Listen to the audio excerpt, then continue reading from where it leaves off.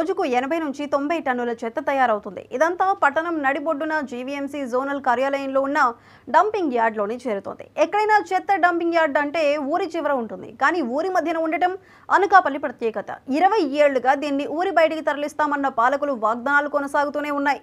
Dumping yard కూడా ఇక్కడే ఉండిపోయింది. పాలకుల వాగ్దానాలు అమలు చేయాల్సిన అధికారులది అదే బాట.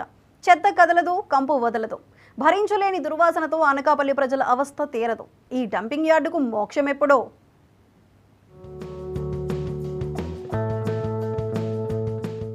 అనకాపల్లి నడిపొట్టున జీవీఎంసీ జోనల్ కార్యాలయంలో ఉన్న డంపింగ్ యార్డు అక్కడి జనానికి పెద్ద సమస్యగా తయారైంది. భరించలేని దుర్వాసనతో అవస్థ పడుతున్నారు. పట్టణంలో ఉత్పత్తి అయిన చెత్తనంతటినీ జీవీఎంసీ జోనల్ కార్యాలయంలో ఉన్న ఖాళీ ప్రదేశంలో వేసి విశాఖకు తరలిస్తూ వస్తున్నారు. నిజానికి ఎక్కడికక్కడ చిన్న చిన్న డంపింగ్ యార్డులు పెట్టాలని చూస్తే జనం ఒప్పుకోలేదు. దీంతో ఊరి మధ్యలో ఉన్న జీవీఎంసీ ఖాళీ స్థలాన్ని వాడుతూ దుర్వాసనను ఇంకా పెంచుతున్నారు. ఎక్కడైనా చెత్త ఊరి బయట వేస్తారు, కానీ అనకాపల్లిలో మాత్రం ఊరి మధ్యన వేస్తున్నారని విభిన్న ప్రతిభావంతుల సంక్షేమ సంఘం వ్యవస్థాపకులు పాత్రపల్లి వీరయాదవ్ విమర్శిస్తున్నారు. ఇక్కడే మన జీవీఎంసీ హై స్కూల్ ఉంది, జీవీఎంసీ జూనియర్ కాలేజ్ ఉంది. మరి అదేవిధంగా ఇక్కడ హాస్పిటల్స్, బ్యాంకులు, మరి నగరం నడిబొడ్డున ఏవైతే ఉండాలో అవన్నీ కూడా ఈ చుట్టుపక్కల ఉన్నాయి. మరి అటువంటి ప్రదేశంలో జీవీఎంసీ కార్యాలయం ఆవరణలో ఈ డంపింగ్ యార్డ్ కొనసాగించడం మరి చాలా దారుణమైనటువంటి, ప్రపంచంలో ఎక్కడ ఇటువంటి విచిత్రం ఉండదు. మరి అంత దారుణంగా ఇక్కడ జీవీఎంసీ అధికారులు కొనసాగిస్తున్నారు. మరి కొంచెం ఊర్చి ఉన్నాయి, అది ఊరు మొత్తం చెత్త చేస్తూనే ఉన్నాయి. పాలకులు వాగ్దానాలు చేస్తూనే ఉన్నారు. ప్రభుత్వాలు మారుతూనే ఉన్నాయి. అయినా ఫలితం కనిపించడం లేదు. ఈ కంపోస్ట్ యార్డుకు ఆనుకుని అనేక నివాస గృహాలతో పాటు జీవీఎంసీ ప్రధాన ఉన్నత పాఠశాల కూడా ఉంది.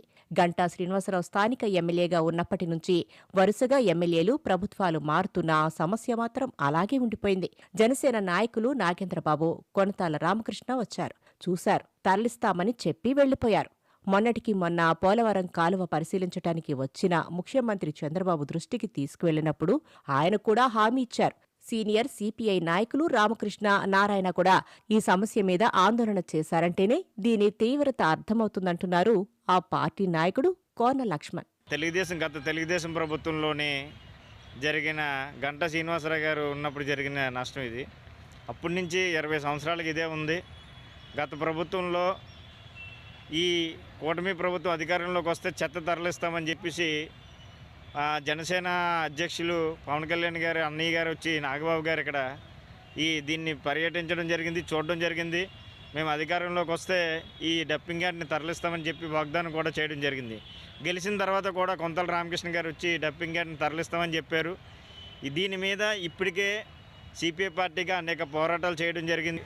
స్థానికులు కూడా ఈ సమస్య మీద పోరాటం చేయడం జరిగింది. గత ప్రభుత్వంలో, వైసీపీ ప్రభుత్వంలో కూడా మంత్రిగా ఉన్నటువంటి మన అమర్నాథ్ గారు కూడా ఈ డంపింగ్ యార్డ్ని మేము అధికారంలోకి వస్తే మేము డంపింగ్ యార్డ్ని తరలిస్తామని చెప్పేసి అన్నారు. ఇప్పటికీ కూడా దాన్ని హామీ నెరవేర్చపోలేదు. పాలకుల వాగ్దానాలు అమలు చేయాల్సిన అధికారులు కూడా మీనమేషాలు లెక్కపెడుతూ ఆలస్యం చేయటం ప్రజలకు శాపంగా మారింది. ఇక్కడి సమస్యను పక్కన పెట్టి ఊరి బయట చెత్త ఉన్న ప్రాంతం సుందరీకరణ మీద దృష్టి పెట్టడమే విస్మయం కలిగిస్తోందంటున్నారు జనం.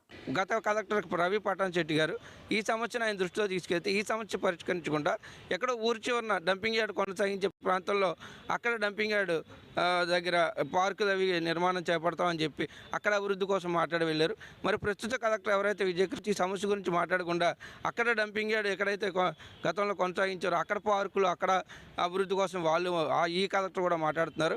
స్థానిక సంస్థల ఎమ్మెల్సీ ఉప ఎన్నికల కోడ్ అమల్లో ఉందని కొన్నాళ్లు ప్రజా ప్రతినిధులతో చర్చించి చర్యలు తీసుకుంటామని, ఇంకొన్నాళ్లు దీర్ఘకాల ప్రణాళిక ఏదో ఆలోచిస్తున్నామని, మరికొన్నాళ్లు వాయిదాల మీద వాయిదాలు వేస్తున్న అధికారులు అనకాపల్లి ప్రజలకు ఈ చెత్త బాధ నుంచి విముక్తి కలిగించేదెప్పుడో మరి.